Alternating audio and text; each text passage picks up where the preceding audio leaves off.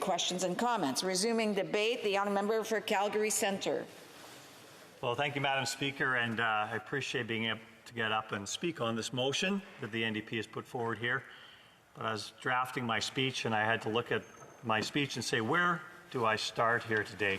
Because you look at the actual motion here, and what the motion is asking for is to say Canadians pay, the preamble in it, Canadians pay about $2 per litre for gas right now. True, they do.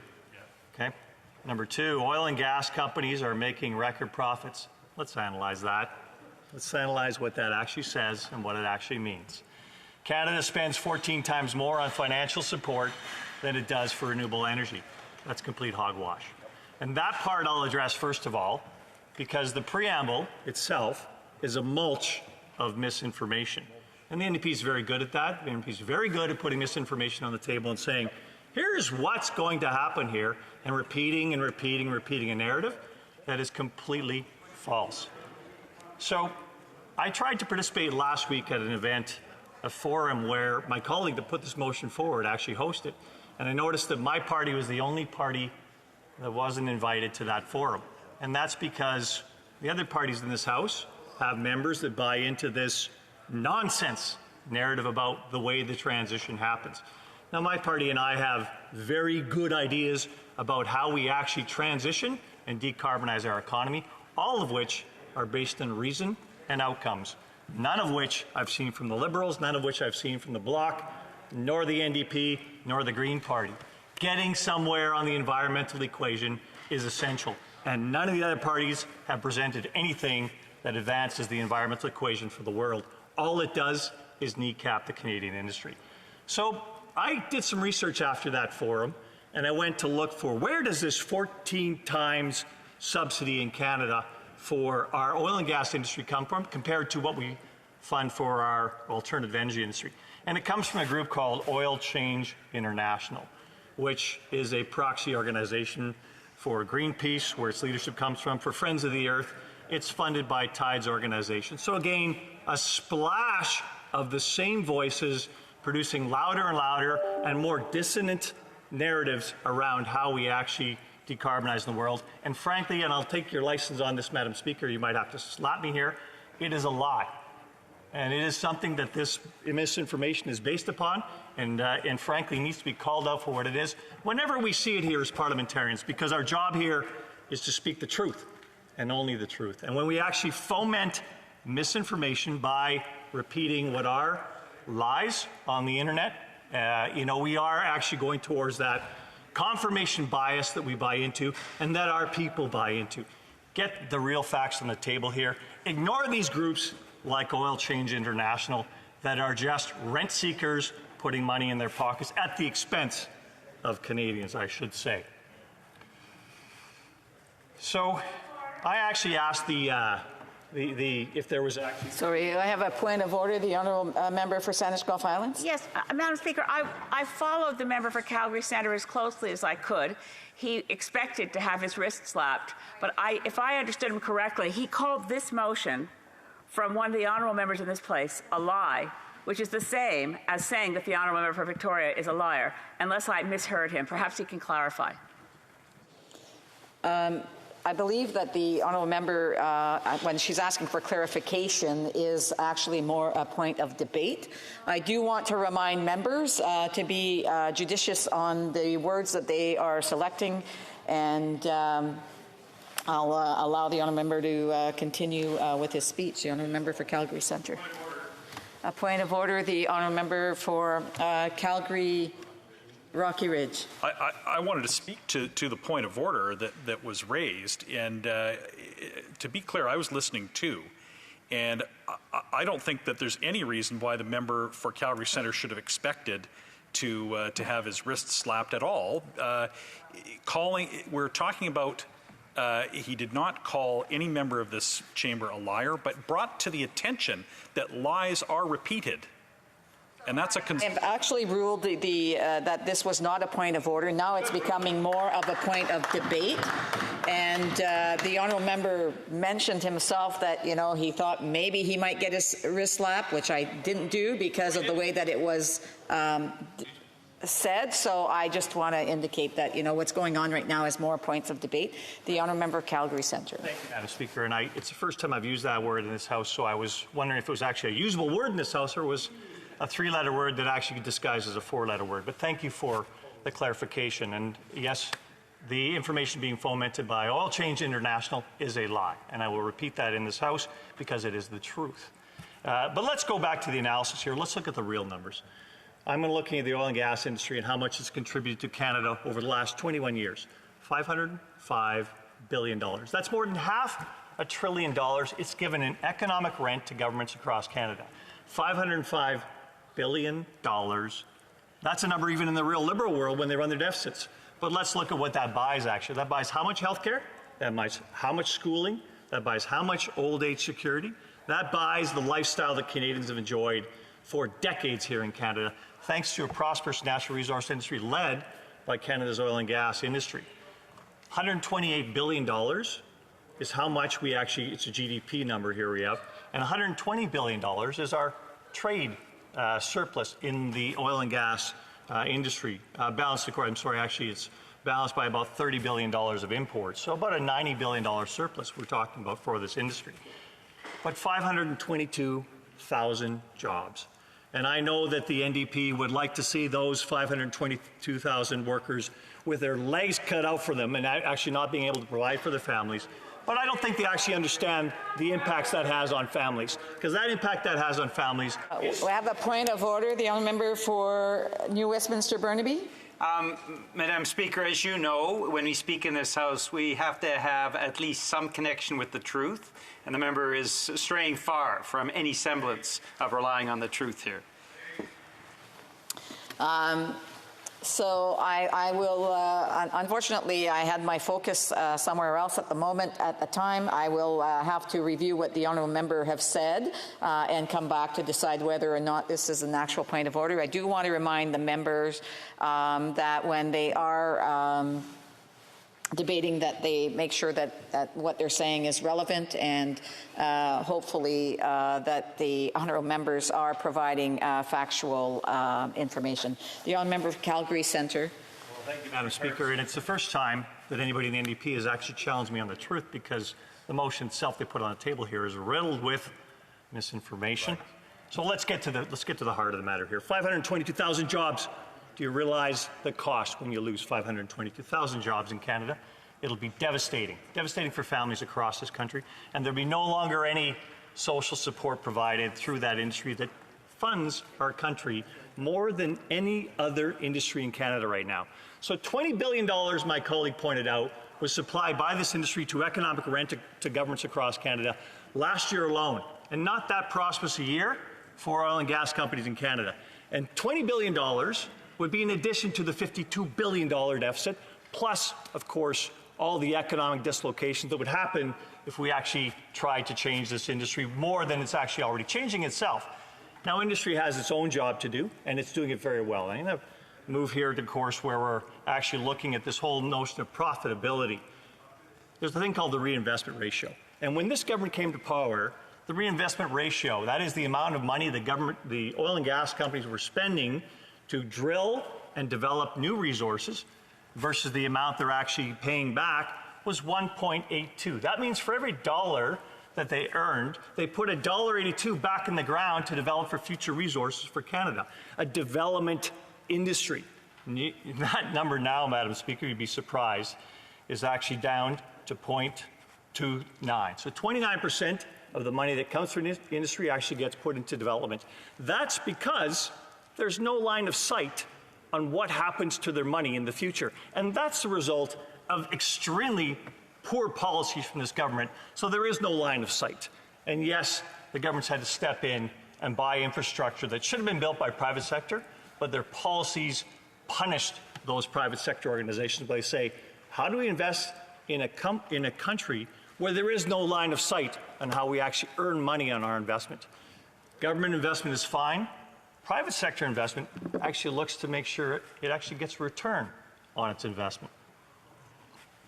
The concept I know most of my colleagues in all four parties in this House have almost no concept about return on investment. And that's required around the world, not just in Canada.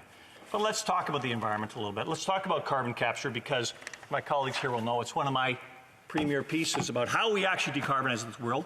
And somebody referenced the International Energy Agency. Well, the International Energy Agency, international organization, of course, says that 7% of our decarbonization will come from carbon capture, utilization, and storage over the next 20 years. 7% is not enough. Let's find more ways to decarbonize this industry. And you think about the methane reductions in Canada, we lead the world on our environmental practices and how we're actually getting to a better environmental outcome for the world. This industry's production of hydrocarbons, it's down 30% in its carbon intensity over the last 15 years. That leads every Canadian industry in its decarbonization. That leads every country in the world as far as their oil and gas industries go. And the only two countries we need to compare ourselves with in this regard are the United States and Norway. Our only two peers. We're far better than the United States, and we're on par with Norway, both of whom have better carbon capture regimes than we do. We need to do better and make sure that our environmental practices match the most advanced countries in the world. We need to be the most advanced country in the world on these decarbonization initiatives. Now, Madam Speaker, I'm going to deviate now because I think in the spirit of productivity and actually working with my colleagues across the aisles, I'm going to propose an amendment to this bill where we add at the bottom, after B, we add C. The Government of Canada identifies and eliminate inefficient energy industry subsidies by 2023. It should clearly identify, quantify, and phase out programs for the Canadian energy sector that subsidize compliance with existing regulations. 1, or I, inefficient subsidies shall be deemed as those government grants or payments below market provisions of capital, contracts for difference, social financing, unequal capital cost allowance allocation differentials, trade access program funding, expenditures to reduce, delay taxation, such as flow-through financing mechanisms as provided by all levels of government. 2, further, inefficient shall be interpreted to mean that the incentives granted under such programming shall result in less funds being provided to all levels of government as a result of the programming. That is, the economic rent received by the various levels of government must be less than that received had the subsidy not been implemented. 3, in addition, as energy is an essential input to society and human development, and the source of the energy is fungible with respect to its social utility, that common measurements be applied across all energy sources that receive any government subsidies or programming from all levels of government. Common comparison elements must include full cycle costing, including purchase and disposition of capital equipment, and common depreciation schedules, capital cost allowance rates, and accredited capital costs.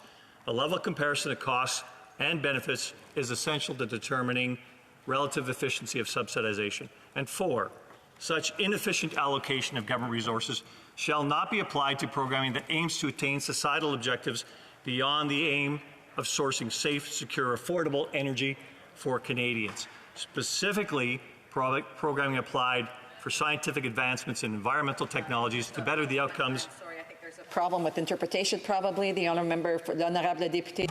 The honourable member for Shefford. Thank you, Madam Speaker. I would like to say that the interpreter noted that she had not received the amendment from the member, so she was paraphrasing instead of giving the text itself. So it seems that the interpretation didn't get the a copy of the amendment ahead of time. So there's, I would just ask maybe the honourable member to slow down. Est-ce qu'on doit recommencer? Do we have to start again in order to?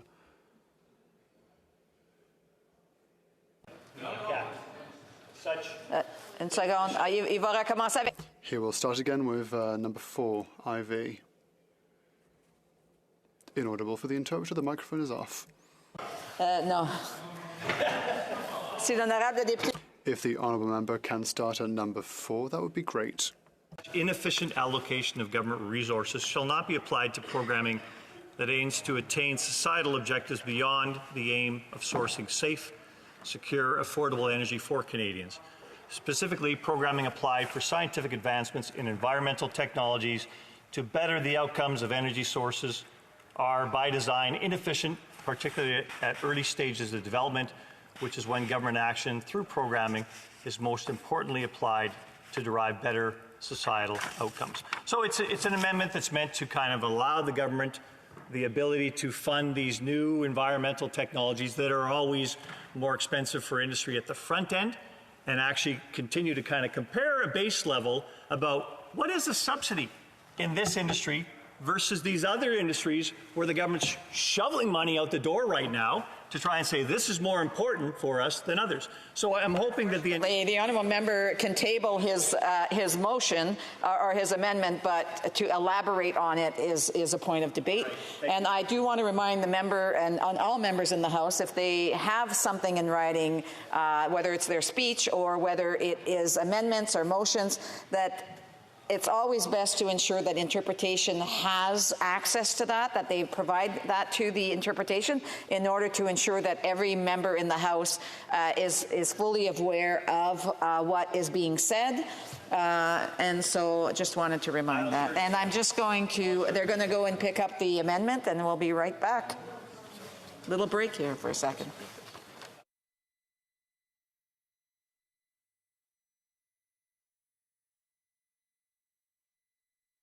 It is my duty to inform honourable members that an amendment to an opposition motion may be moved only with the consent of the sponsor of the motion, or in the case that he/she is not present, consent may be given or denied by the House Leader, the Deputy House Leader, the Whip, or the Deputy Whip of the sponsor's party.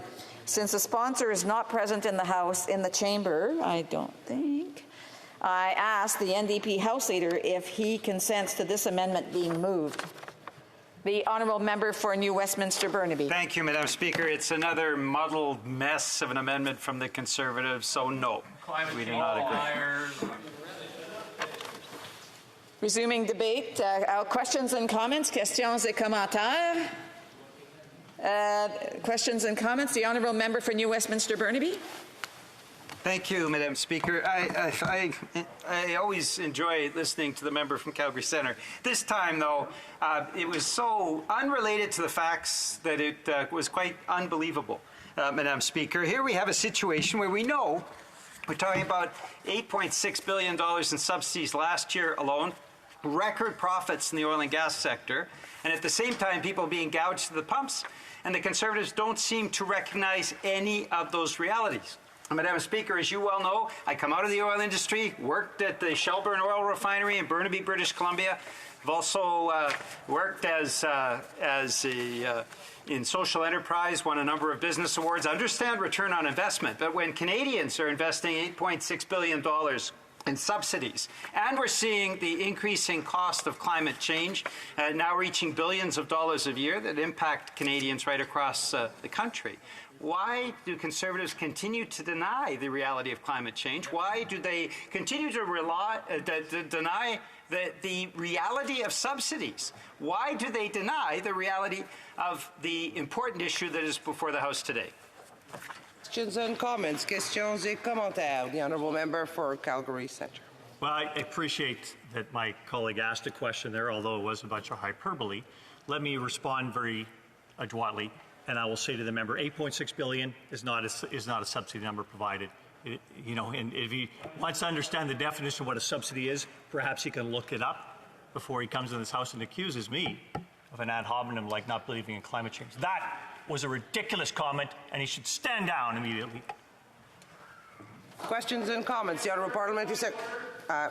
We have the honourable member for Timmins James Bay on a point of order. Well, I don't want to challenge the Conservatives on whether they believe climate change, but I think he should get some better acting skills if he's going to pretend he believes in climate change. All right, I will tell the honourable member for the honourable parliamentary secretary to the government house leader. Yes, thank you, Madam Speaker. And I think it is worthy of noting that there are members within the Conservative Party, even within the leadership of the party, where there is serious concern in terms of just climate change deniers. And that's just a reality. It might not necessarily be the member that just spoke, but it is an issue within the Conservative Party. My question to the member is that, can he explain to the House, why is it when the Conservatives were in administration, the Government of Canada for 10 years, that they failed in getting resources to tidewaters, whether it's on either one of the coasts in terms of pipelines? The honourable member for Calgary Centre. Hi.